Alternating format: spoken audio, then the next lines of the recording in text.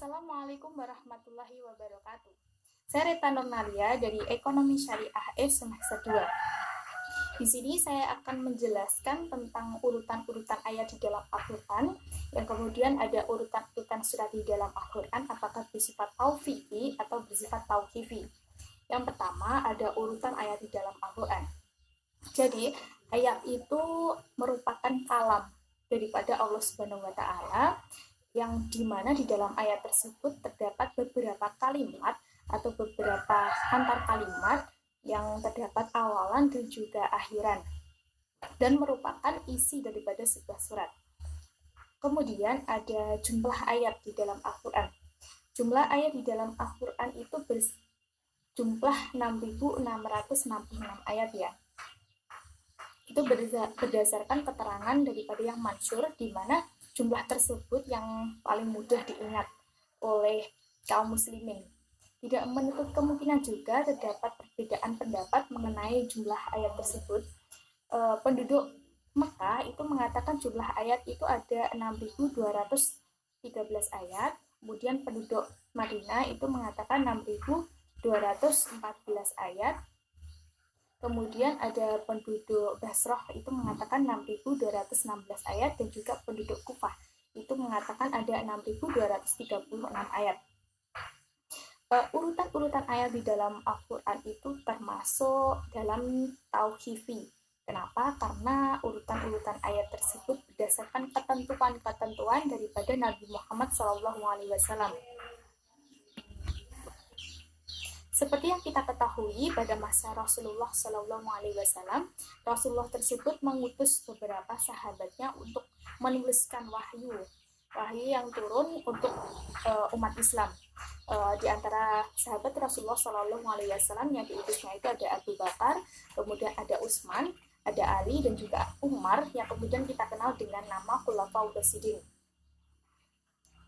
Nabi Muhammad juga mengutus beberapa sahabatnya lainnya untuk menuliskan wahyunya itu tadi.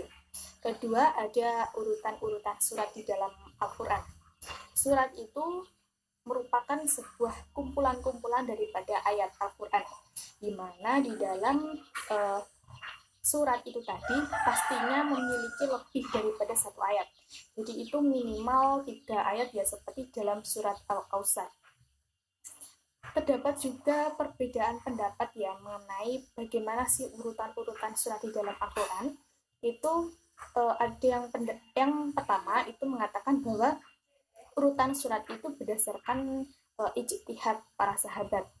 Yang kedua ada urutan surat itu berdasarkan tauqifi Nabi dan juga ijtihad para sahabat.